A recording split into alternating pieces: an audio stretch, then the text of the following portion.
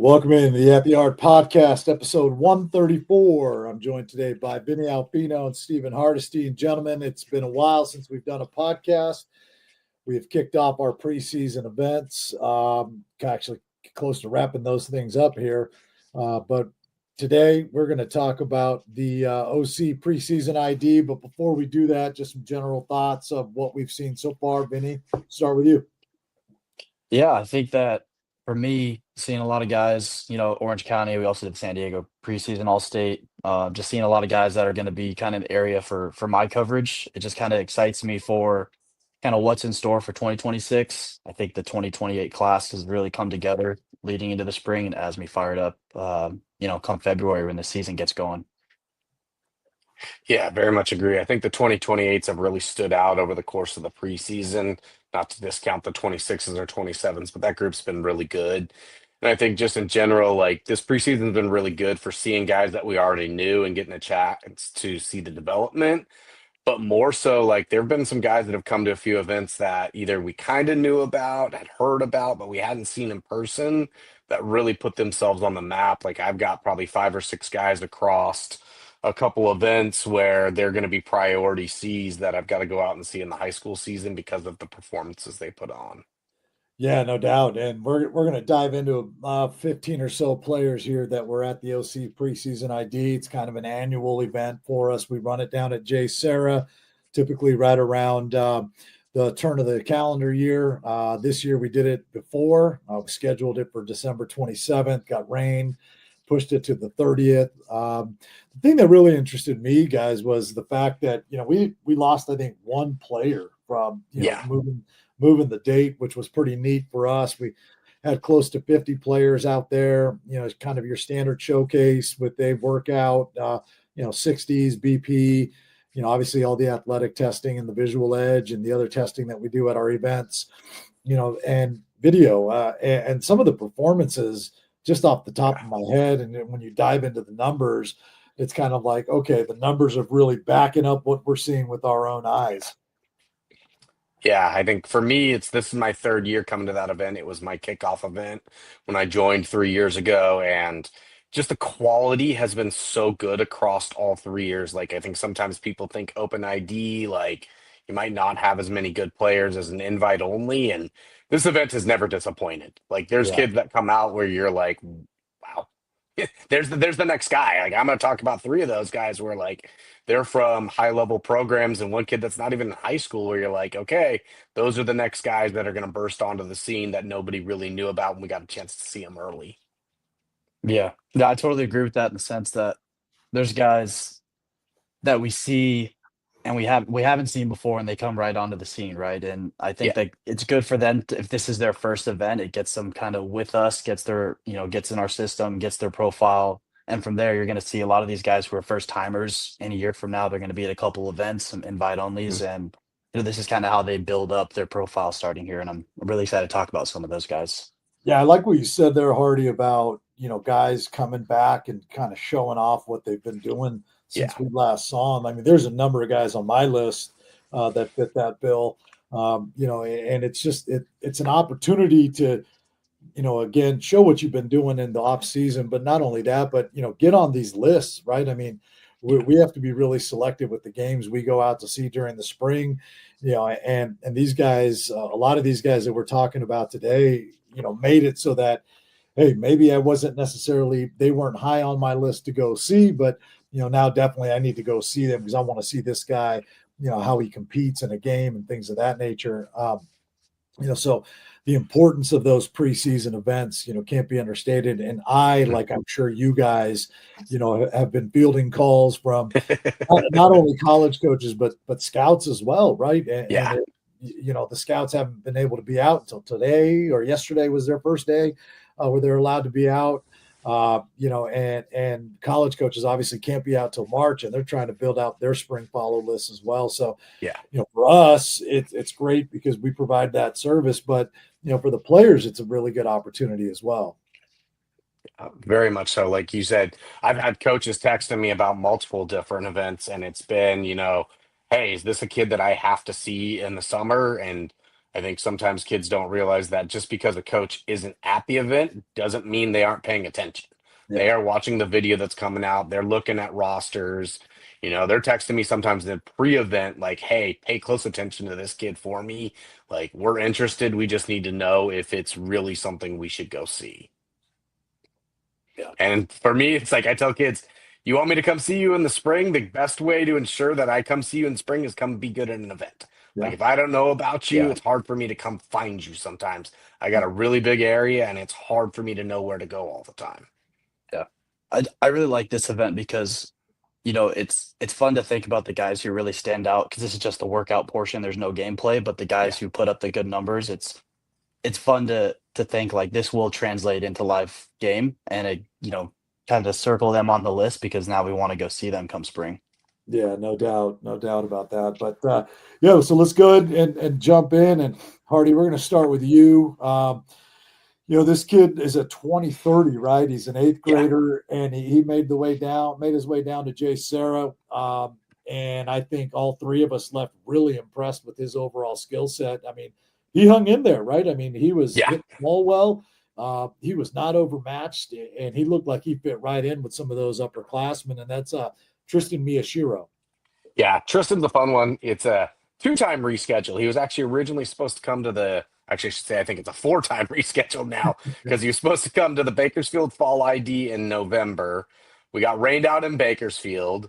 Then he wasn't able to make the reschedule because he had a conflict with a tournament. Younger guy, he's an eighth grader, by far the youngest kid. And like we talk about reclasses and things like that all the time. And we actually jumped on real quick before we got here to make sure, like, hey, is he a reclass? Is he a true 20? So it's a true 2030. Like he is with his own grade level. And he was going to come on the first date. We got rescheduled again. So this kid is stuck through it to get in front of us.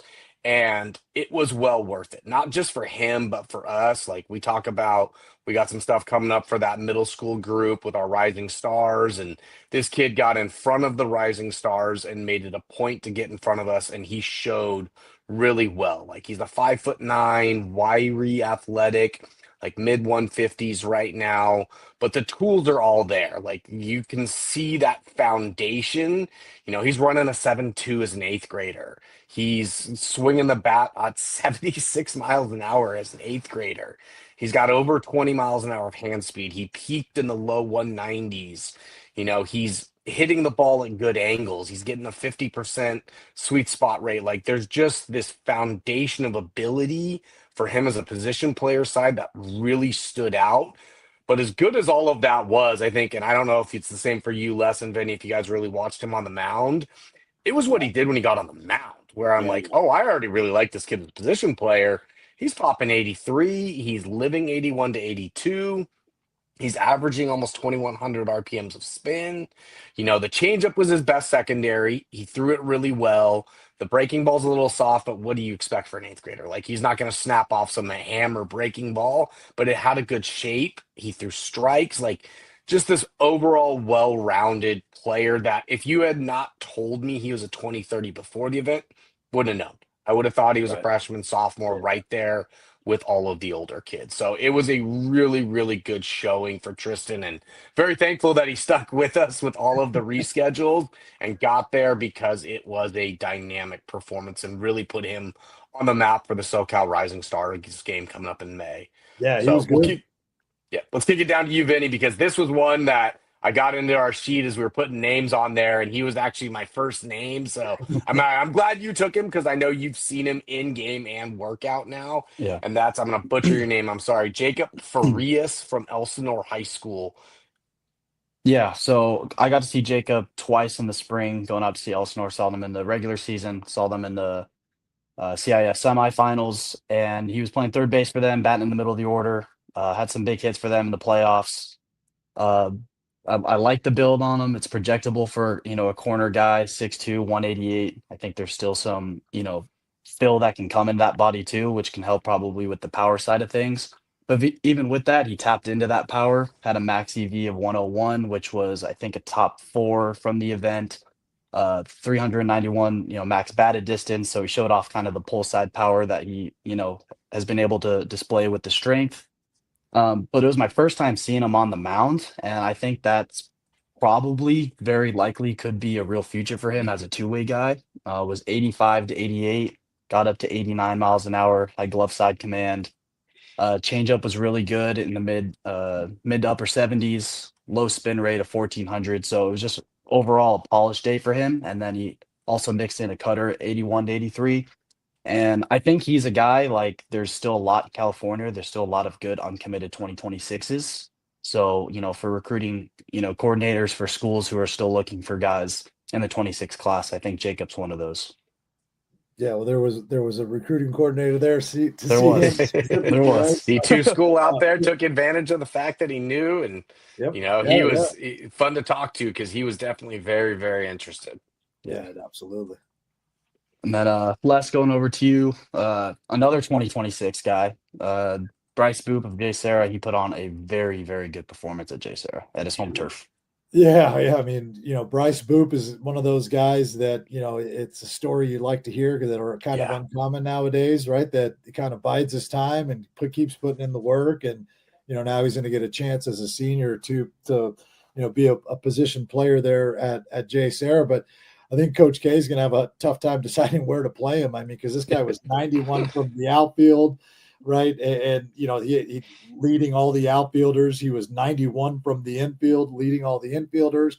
He ran a 7.09. But the thing that really stood out to me was just the physicality he has from when we saw him at state games to now. I mean, he's 6'5", 220, right? I mean, always been a bigger body guy, but now there's muscle mass on that frame. And, that really showed itself during BP, where again he led the whole event in exit velocity with a 106.4 max exit velo. And I mean, he lost a lot of baseballs for us in a good way, over the fence there onto the or onto that ancillary field they got there at 𝐘𝐸𝐸𝐬𝐿. But Boop was just a really interesting guy. I was talking to him during the event. His brother is walked on over at Pepperdine. He got an opportunity to be on the roster there. He's probably going to redshirt this year.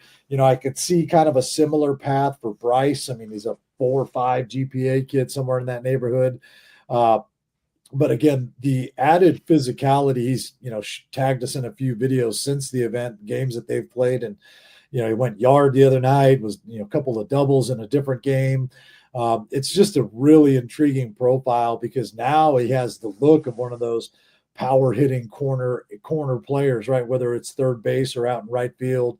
And I think the important thing to note here is, yes, he was 91 from the outfield, but I don't think there was maybe one throw where the catcher had to move, right? I mean, it was they were strikes. Like that was a point I was going to say it wasn't just the strength; it was on line. Yeah, I mean, I think there was one throw where the catcher had to go up the third baseline just a couple of feet, but he was still inside the circle there. But everything else was on the plate, and the throws from the infield. I mean, first baseman was just catching those without moving, like he was playing catch. Right. Boop is again highly academic, very physical at 6'5", 220. And again, one of those stories I love to hear about where, hey, I'm gonna put in the work and wait my turn. And he's going to be rewarded with that, this year. I think I'm going to get to see him here this weekend, during the 𝐗∗ tournament. So a guy that I think every college coach looking for a 26, corner guy with power should circle that guy, and Boop should be at the top of their list. I mean, I don't know if you guys think any differently, but just really impressed with the improvements he's made.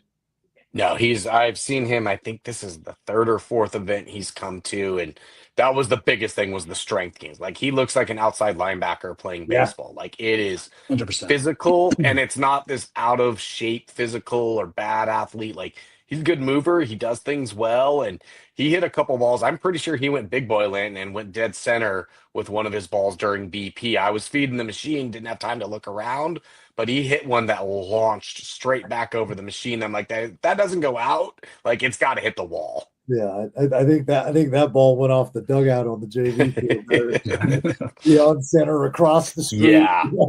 beyond the parking lot. I mean, dude, he mashed some balls. Whereas, like, Yeah. okay, yeah, this guy's going to be all right. Another guy, Hardy, a 2029 who I hadn't seen come. One of those guys you're talking about comes from a powerhouse program down at Huntington Beach. This guy is a two-way guy. I think's got a legitimate chance, and that's Thomas Bonikowski. Yeah, Thomas, the old statement, the rich get richer, and Huntington Beach is getting richer having this kid in their program. I had a conversation with his dad a couple months before this.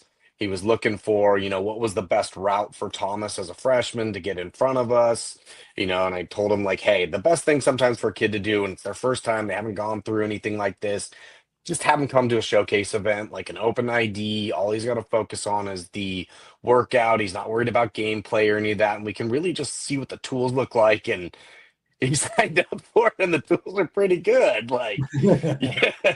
And it's another one as we talked about Tristan, as in this era of reclasses, you kind of sometimes go back and go, okay, is he advanced for his age or is he older for his grade? And he just turned 15 in December. Like, he turned 15, I think, 2 weeks before this event by his birth date. So it's like, he's advanced for his age, and he is a two-way. I personally liked him better as a position player because his BP was not only one of the most impressive, but one of the most consistent. He hammered the ball like 98.9 max, 90 average. He was an 82% hard hit rate, which is balls over 90 miles an hour. He was 64% on his sweet spot, which is that ball between 8 degrees to 32 degrees. So the best struck ball you can have on an angle.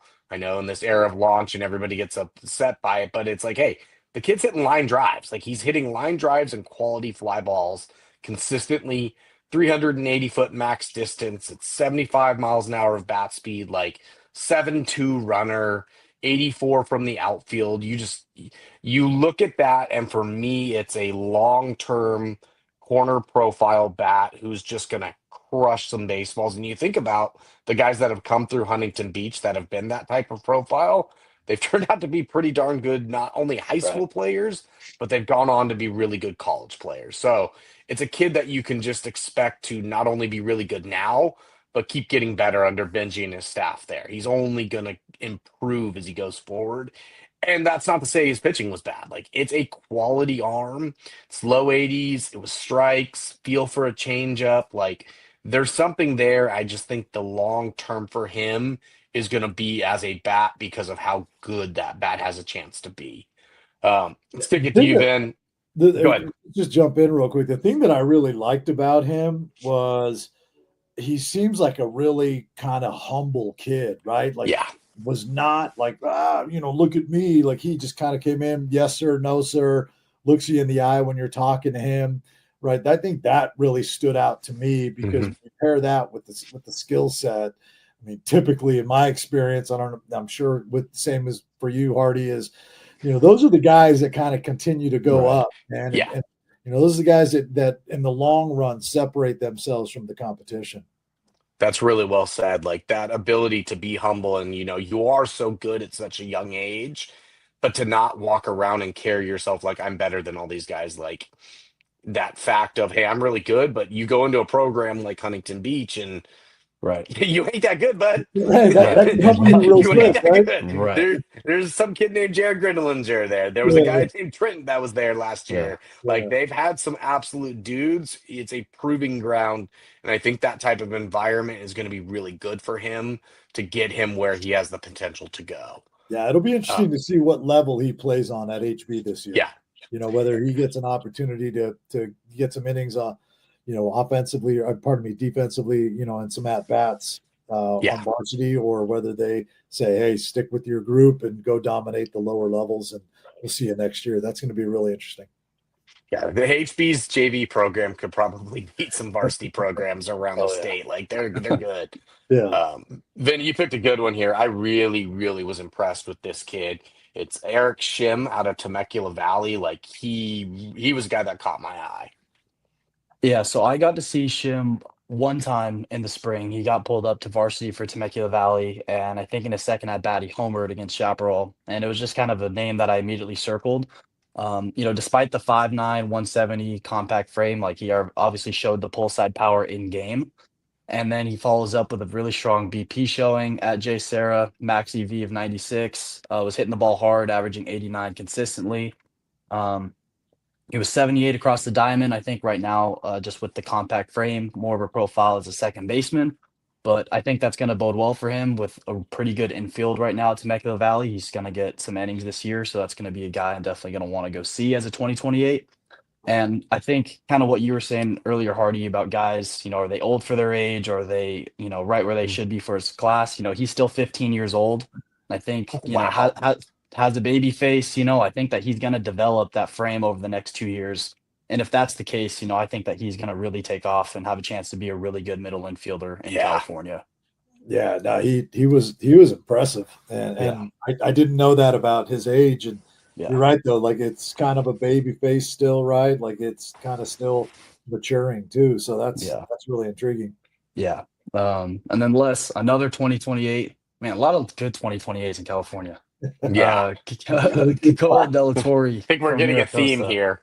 Yeah. The 28 class in our state is I think Yeah. Hardy, you may have mentioned this to me up in LA that last event we had up there, that you felt the 28 class might be, from a depth standpoint, the Yeah. best of all four classes we currently have. And it's hard to argue with that. But yeah, Delatorre, I had a chance to see him out at the Palm Desert tournament.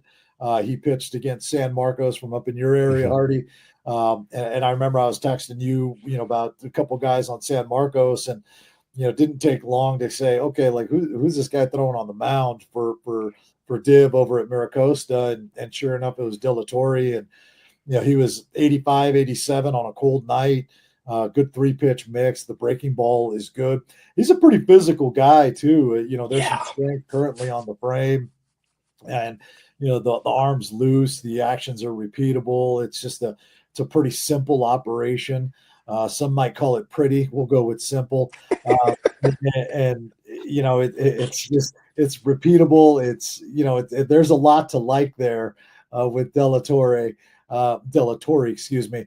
For Miracosta, I think he's going to be in their rotation. He'll be one of their 3-4 guys, that Div will use pretty consistently this spring. But it's just, again, the physicality paired with the ability to repeat the delivery and the mechanics is something that was really intriguing.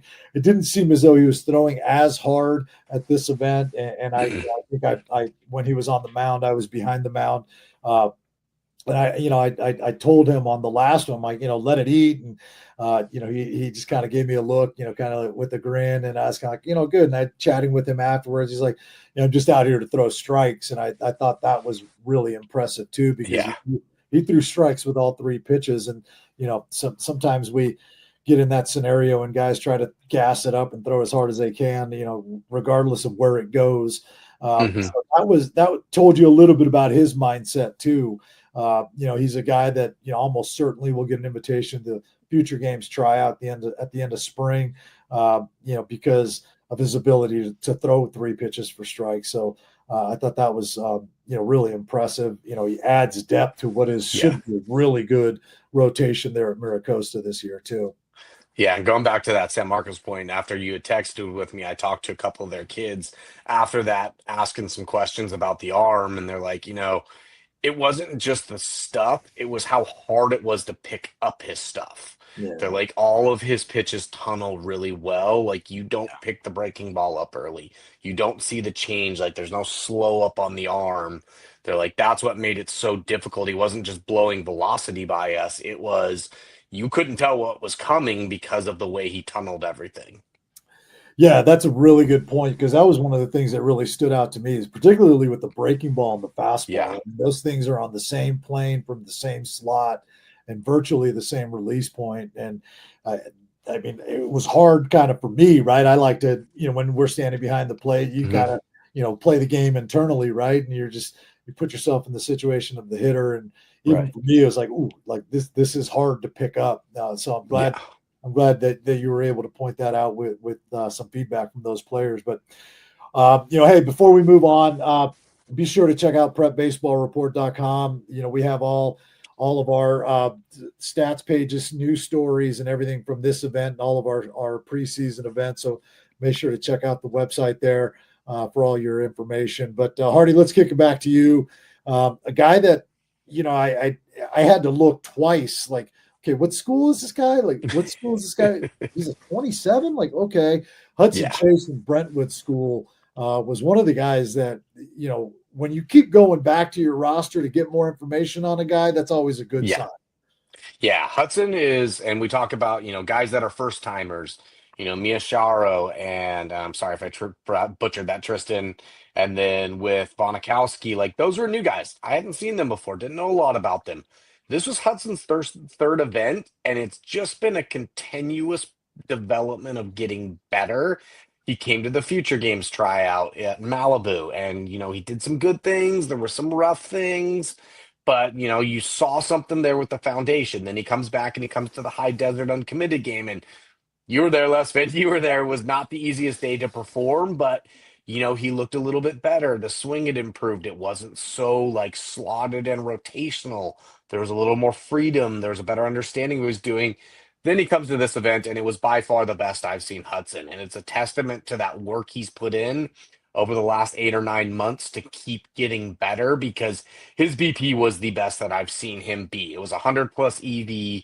It was 94.7 average. It was an 88% hard hit rate. Like, this kid was finding the barrel, and you could say what you want about it being batting practice, but if you can't find the barrel in batting practice, it's gonna be really hard to find the barrel in the game. Like, let's just be honest.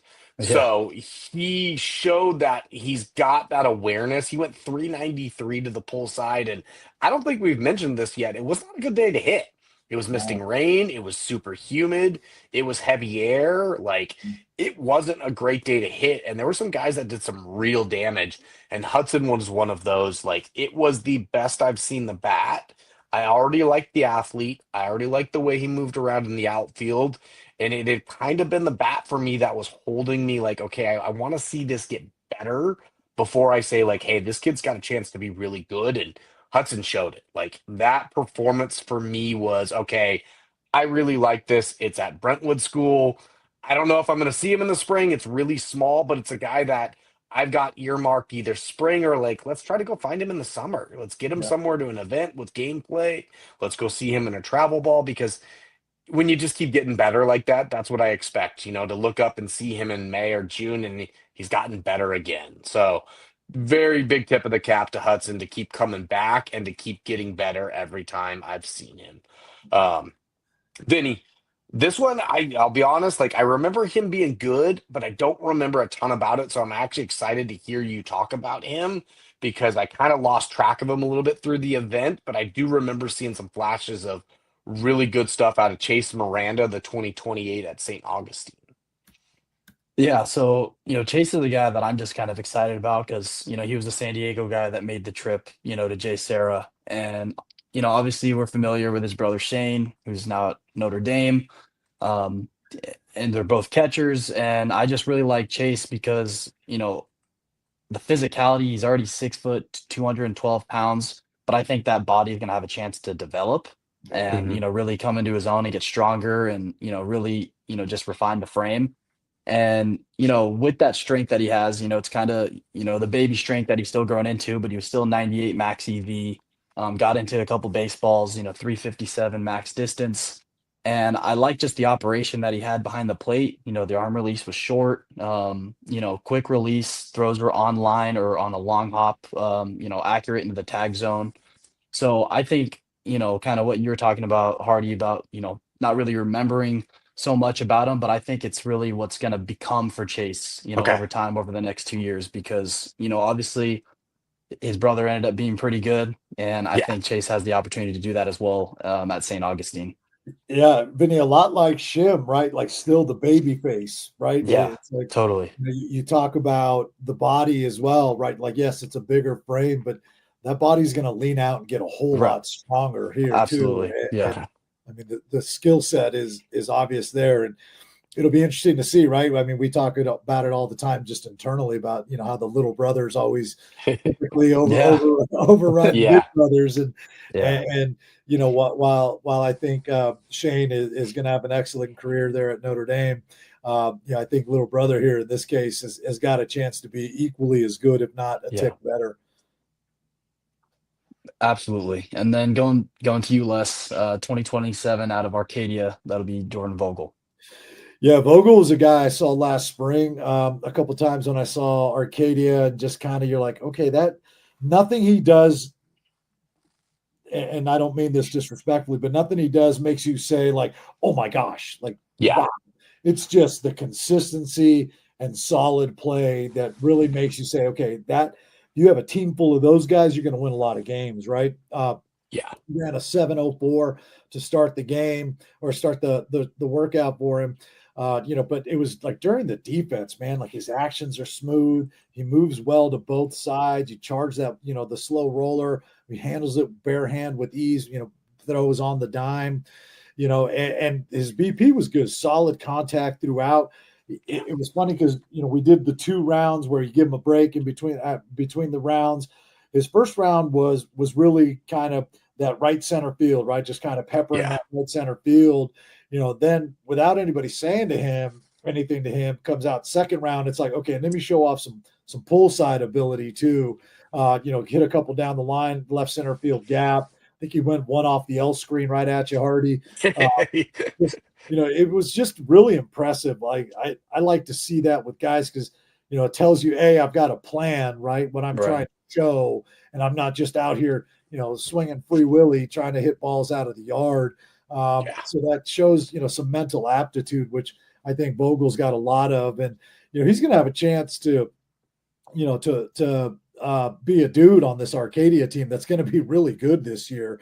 And he's going to slot right in on the infield, whether it's at shortstop or second base. I think he might be their shortstop. He is. I saw him as a freshman against Hart in the playoffs. And it was very much what you just said. It was like there were no tools, physicality, nothing about him where you're like, wow. But it was at the end of the game, I look up and I'm like, he's one of the 3 best players on the field. Yeah. Like 3 best baseball players. He may not be one of the 3 best athletes, but he is one of the 3 best. And that was a freshman in a very hotly contested playoff game that was to go to the CIF championship game. Yeah. And so again, I say I don't know if he's going to be their shortstop just because I haven't seen them yet. Yeah. But if he stays there, the left side of that infield for them, you got Brereton over at third, you got Vogel at short. I mean, that's going to give you, lockdown defense on the left side, and they should be really good. And he was playing short when I saw them last year, and he made a couple of plays there against South Hills where you're just like, okay, that not a lot of guys make that play. He makes the routine plays look routine versus those guys that make the routine plays look a spectacular play. And he makes, the really difficult plays, oftentimes look routine as well. So Jordan Vogel at 27, I think, is going to have an opportunity to play, baseball for a while beyond high school as well. And again, it's one of those frames that has room for growth that, it's kind of slight, it's muscular, but it's not like bulging, right? Like some of these guys that we see. So there's definitely room for growth with him as well. Can I just jump in? Oh, sorry. Yeah. I just want to jump in because, going back on his batting practice, he said he kind of was doing right center approach, took the breather, then showed the pull side, ability.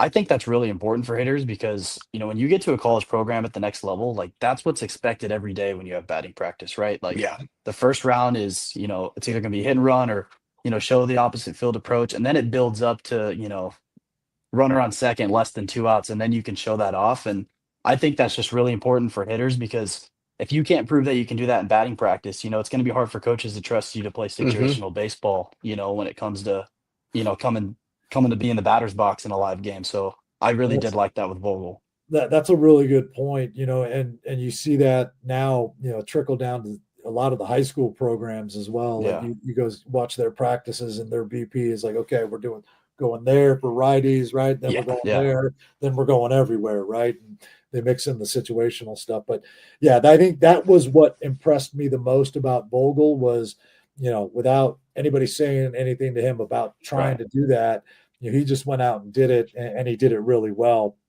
Hardy, another guy that impressed, not only you, but I think all of us out of Laguna Hills, Nate Medina, another 2027, who had a very strong overall showing.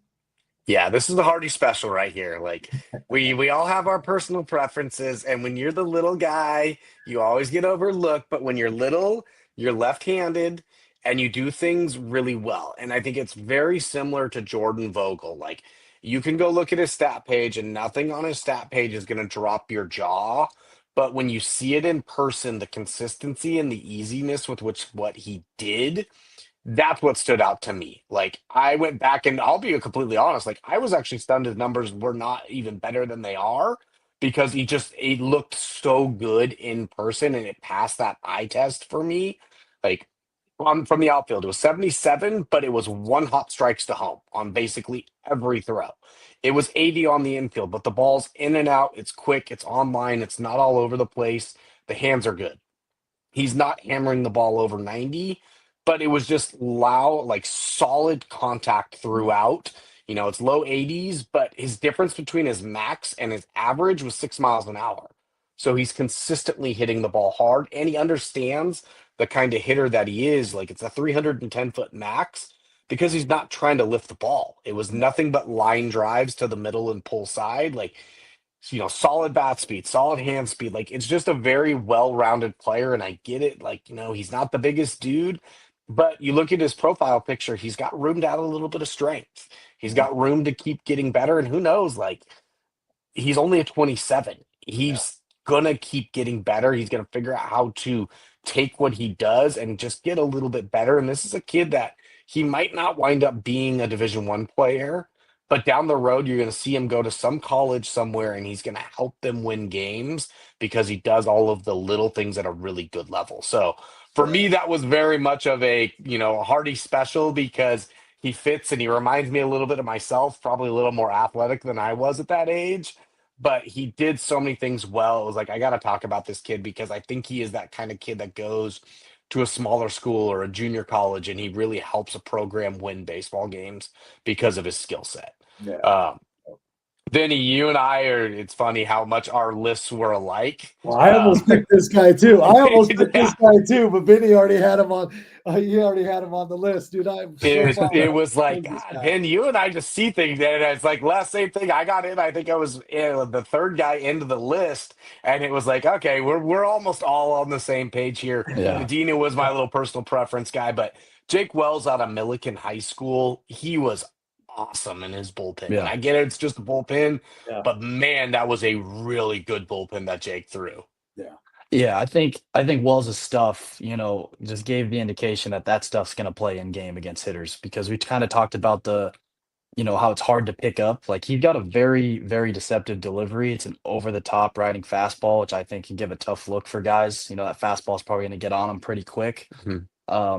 It was able to tunnel pitches like we talked about earlier, how important that is. He spun a couple curveballs that, like you said earlier, Les, when you kind of think about what the hitter would be seeing, like that'd be a tough pitch to read curveball when it's coming 60 feet, 6 inches away, right? Like it's fastball, boom, curveball right at the bottom of the zone. So, the tunneling, the fast arm speed coming over the top, like Wells just kind of opened some eyes in that aspect, I think. 6 feet, 190, he's got some strength in the lower half. I thought overall it was just a clean bullpen. There was some, arm side, command that I think could be cleaned up a little bit. And I think that's kind of with the front shoulder. But overall, I think the stuff's going to play in game. And that's why it was, in my opinion, arguably the most exciting bullpen that we had, 𝐘𝐸𝐤. Yeah. I think I would back you on that. Yeah, no doubt. The stuff, I think it's like you said, Vin, I think it's really easy to see that stuff play in game. Right. Yeah. Yeah, totally. Yeah. And then going back to you, Les, we got another 𝐘𝐸𝐤 kid, twin brother here, Colton Mossman.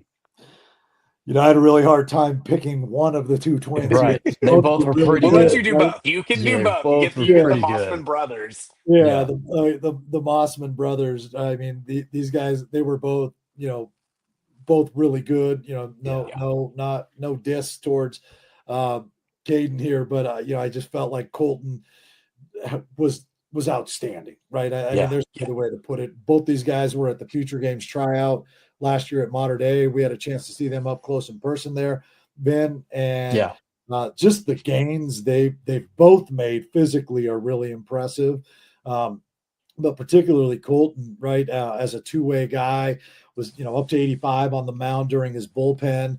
But I just think that I think his future is on on the field versus on the mound.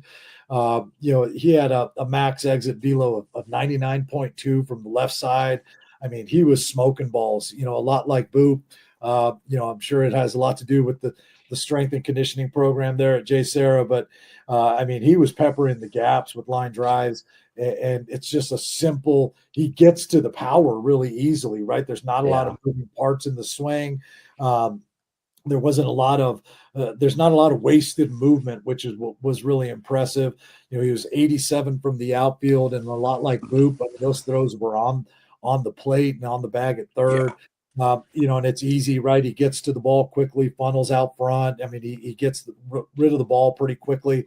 The arrow is definitely pointing up for Mossman. I just feel like, with the added physicality, hope that he gets more of an opportunity to play, more innings there at 𝐏𝐸𝐸 this year. Obviously, one of those loaded programs, but whether it's in relief on the mound, where we have seen him, or whether it's from the left side there, I think the arrow is definitely pointing straight up for Mossman. There at 𝐏𝐸𝐸. Hardy, last guy you wanted to talk about out of Sage Creek High School of 2028. This guy I felt like had a really strong showing as Yeah. well. So again, I think it was pretty easy to identify those 15 to 20, 25 guys that were really good. But Evan, excuse me, Rudnev out of Sage Creek. What do you got? I had to walk up to you at the end of the event and go, Les, Rudnev's a 28. So we keep talking about this 28 class. Yeah. Like the entire event, like I really liked him throughout the event. And I thought he was 26. Like Right. let me pull him up. It's 6'2", it's 220, but he runs a 7.260. Like he moves well. There's burst. It was like, this kid's a 28. And I've talked about a couple different two ways. And this is the one where I'm like, I don't know which side I like him better on because both sides were really good. Like it's a first base, probably left field profile for him defensively, but it's 102 max EV. It's 94 average. It's a 390-foot max distance, 73% hard hit rate. Like he's got 76 miles an hour of bat speed. Like it's a true power profile at the plate, and I don't think it's power only. I think there's a little bit of hit to go with it. I don't know where Sage Creek is. I have to be completely honest. Like that's outside my world of high schools. So um, I've got to imagine he's not a fun at bat for pitchers to face in that league if he's already been on the varsity level. And if he hasn't, pitchers in his league enjoy. That's Yeah. not going to be fun. Don't make a mistake because there's real power, there's real stuff there. But he was 82 to 84 on the mound and very similar to what we talked about with Wells and 𝐘𝐚𝐫𝐿a. Like he wasn't trying to rip it off. He Yeah. was trying to throw strikes. He was trying to locate his pitches. He threw two of the better breaking balls, I thought there. Like they're not elite, but they were very good. It's a mid 70s slider going up over 2,500 RPMs. It's a low 70s curveball with a different shape than his slider. We talk about this all the time. Yeah. Like your pitchers have to have different shapes. If Yeah. they have the same shape, they're the same pitch. He's got a slider that moves horizontally. He's got a curveball that moves vertically. The change is a little bit firm for my liking at this time. Like doesn't separate it enough off his fastball, but it's a bullpen. It was after going through a 3-hour position player workout. Maybe he just didn't have the feel for it that day. But all around, like Rudnev is another kid that in that 28 class just continues to make it deeper and deeper. Yeah. Vinny, your last guy, this was a tough one when I was writing up quick hits for this. Like, you can only pick so many kids, and Totally. he was Yeah. right on the cusp. And this kid, he didn't get in there, but he was a name to know. And I very, very much liked what he did. Eli Rubel out of Servite High School. Yeah, Rubel put a good day together as a two-way. First started with, his ability behind the plate, pretty effortless arm action on throws to second base as a catcher, had 77 arm velo, had good carry. He was another guy that all throws seemed to be kind of right in the tag zone, whether it was on a line or, on a one hop. But, middle infielders didn't really have much trouble trying to go get baseballs on his throws. And it showed kind of with his pop time, had the second best at the event at 194. So obviously there's quickness behind the plate with his, strong 6'4", 214 frame, and carried that into batting practice. Pretty loud batting practice overall. Had one of the highest Yeah. EVs at 103. Yeah. Averaged, if I can pull it up real quick. Yeah, average 91 EV. So he was consistently putting the ball in the barrel. It's a little top spinny, more low line drives, but with the strength, the bat speed at 81 miles an hour, like I think if, maybe an adjustment, kind of with where he's, having contact, I think there's real power in there. And then the strength played right into his ability on the mound because he threw a bullpen, and he was another guy that for me kind of stood out with just stuff that will play. Was 84 to 86, got up to 87, flashed a good slider at 72 to 74. That was up to 2,300 spin. And then not a lot of guys throw a splitter, but he had a real splitter, and it was 76 to Yeah. 79. And just overall a good three-pitch mix, and was one of the guys that I felt stood out on both sides of the ball, pitching and hitting. Yeah, I thought that splitter for him was really good because he Yeah. buried it really well. Yeah, Totally. yeah. He was a fun kid to talk to a little bit too. Like kind of as we were wrapping up the event after he caught his last pen, I was chatting with him, and sounds like he's gonna have an opportunity to catch a little bit over there. Obviously, they have Panda, who's a senior now, who seems like he's been at Servite forever. But I guess he's dealing with a little bit of an injury, so he's gonna have an opportunity to catch, I think, this year, which is, I mean, you're catching in the best league in America, right? And so, they're at Servite, and I think what he needs are those reps, right? Those in-game reps, that opportunity just to kind of continue to develop. But I don't know what impressed me more, whether it was his defensive workout, as you mentioned, those pop time and those throws on the bag, his BP, or his bullpen. I mean, I think all in all, he had a really good showing day. for himself. Yeah. Yeah, I think it was the raw tools for me, and I think the ability to get to those raw tools was kind of what I held off with on the quick hit side. But his raw tools were as good as any player that was there. Right. Yeah. Yeah. And then Les, going over to you, an Olu kid, loaded program, 2029. But, this guy made a statement kind of right away, with his 60-yard dash, and kind of just carried that into the rest of the event. And that's Aiden Amott. Yeah, he was a guy who, again, like a lot like the previous guy we were talking about, I had to check the roster twice to see his grad year, right? I mean, because like you said, he comes out, he runs a 6'7" 3", he's 6 foot, 160 pounds. You're like, okay, this is a pretty nice junior. And then you look and you're like, oh my gosh, this guy's a freshman. Yeah. It was just really intriguing. I mean, I don't know what impressed me the most with him, whether it was his defense in the outfield. He took some workout on the infield as well. Yeah. I don't know. Over at I first liked base, it better in the outfield. Yeah, I think he's too athletic to be kind of hemmed in at first base. Yeah. But he wanted to do it, so we said, "Yeah, go for it. Show us what you got." But I mean, he had an 86 mile an hour outfield arm, again with throws on the plate, throws on the bag at third. Then he stepped in the box during BP, and you're just like, "Oh my gosh, like this guy's been coached, right?" And a lot like Vogel earlier, he kind of took the same approach. I'm going to go opposite field my first round, see, maybe show off a little bit of the pull side power. 93 mile an hour exit velo max, was 86 was his average. For this ball he hit was 315. So it's just a really intriguing profile. Hopped on the mound, was 80-82. Pretty good changeup. The curveball I thought was really good, but it 66, 68 miles an hour. Again, a guy I think who's still growing and developing physically. Yeah. It's one of those guys. Whenever we have a freshman who really stands out at one of our events, one of the first things I do is kind of come home and check his birthday, just to make We sure all do we're it. all in line. This is a guy that recently turned 15 years old. He's not old for his class. He's not young for his class. He's on par with where he should be. Just a really intriguing prospect. I know Hardy or Vinny, you and I, when we were watching his BP, Yeah. we were pretty intrigued with it as well. Yeah, totally. It took me a while to look at the sheet if he was a 28 or a 27. Like or 29. I just wasn't even bothering to look, and then I finally did, and then it excites you even more, right? Figuring out that he's only a freshman and he has 4 years of really to develop and come into his own. But you know, right away at that 60-yard dash, he set the tone for himself, and it carried into an overall really good day for him. Yeah. Hardy, any thoughts on Amat? He's really good. Yeah. I kind of was. I was the opposite of Vinny. Like, he was a kid that I was paying a lot of attention to because I saw his name on the roster. I know that he's very highly thought of.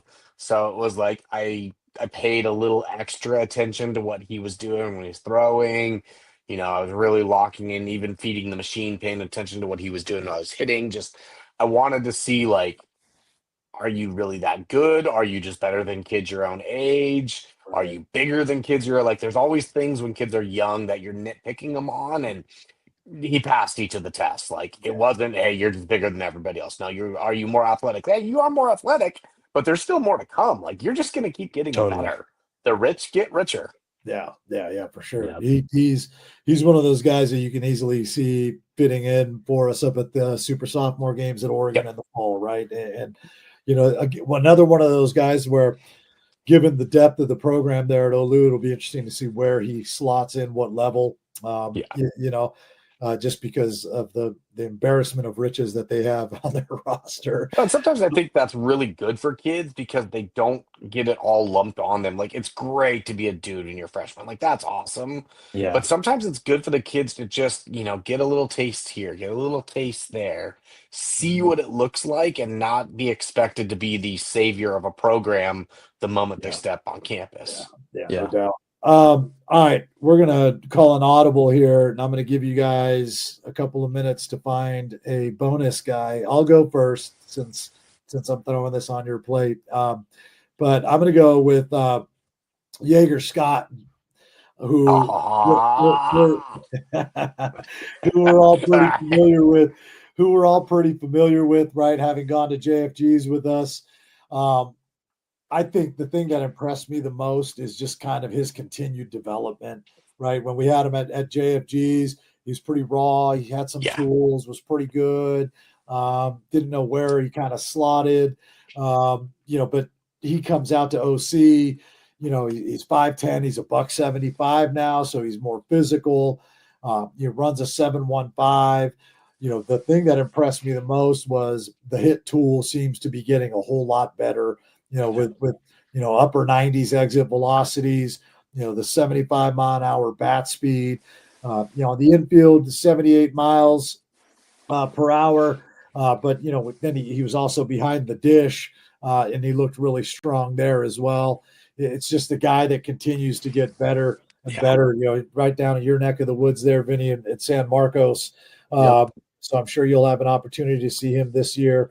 But the thing that really stands out is, this is a sophomore in high school who's not yet 16 years old. Won't be 16 until kind of the middle of the year. So this is a guy that's going to be pretty young when he graduates high school. So those guys really intrigue me because, as we mentioned, you get some of these guys that are, 19, over 19 when they graduate. This guy's going to, barely be 18. So 𝐘𝐸𝐢𝐬𝐬𝐿, just keep doing what you're doing, man, because things are looking up for him. Yeah, I really liked him at the OC Fall ID, and I thought he was even better at the preseason ID. So just keep, like, some of those guys, like, just keep trending in the right direction. Yeah, for sure. Hardy, you find a guy?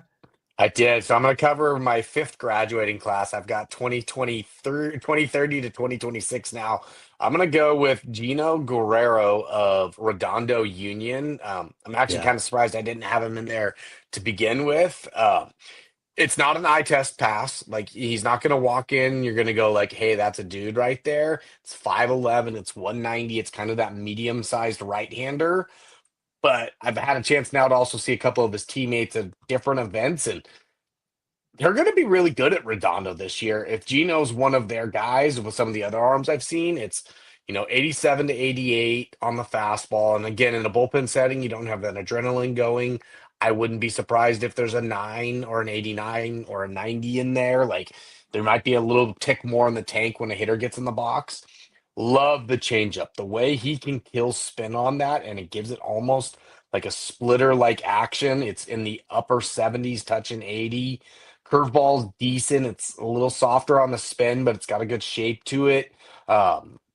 Just all in all, like, his performance that day was really good with the ability to throw strikes in the bullpen. I don't know exactly what role he fills at Redondo Union, but it's a quality arm, and it's one of those, like, if I was back in my junior college days when I was coaching and recruiting, like, this is a kid that you go after heavily if you're those junior colleges in that area, because there's a lot to love about what he does now, and I'm sure there's a little bit more to come from him. Vin? Yep, I got one. I'll go with Aiden Ruiz at St. Anthony. So he was also Good at our choice. ZT Scout Day a week before. So, we actually got 2 looks at him in 1 week, and I thought it was much of the same result both times around. It was mid to upper 90s. Max exit velo had 97 at 𝐘𝐸𝐢𝐬𝐬𝐿, averaged just under 90 miles an hour off the bat. It's a compact frame. He's 5'8", 175. There's some strength in the frame. And, he was kind of, like we mentioned with the guys who kind of had that mature approach in BP, he was really just kind of spraying balls left center, right center on a line. So hitting the ball hard at 60% rate at 𝐘𝐸𝐢𝐬𝐿. So it was just showing off a mature approach in batting practice and profile, as well as a, second baseman, third baseman profile, 84 arm velo. So I think that can really stick at third base. But I actually really liked him behind the plate. I think, catchers are kind of trending that, compact, stronger frames are starting to really be valuable behind Yeah. the plate. And I think that he kind of profiles with that 77 arm velo. And he had the best pop time of anybody in attendance at 192. So, accurate arm with carry. And like you said, Hardy, I'm not sure why I didn't pick him in the first place, because he actually ended up having a really good day at 𝐘𝐸𝐢𝐬𝐿. And, I'm glad that we were able to talk about him. Yeah, I'm going to throw one more name out there, Benjamin Gonzalez from Warren High School, who I will cover when we do the La Mirada preseason All-State recap, because he's a pretty impressive player. Gentlemen, thank you guys for hopping on and doing this, and talking about this OCID. Appreciate you folks watching, listening. Make sure to check out prepbaseballreport.com for all your news, ranking, and event information. And until next time, we will see you at the yard.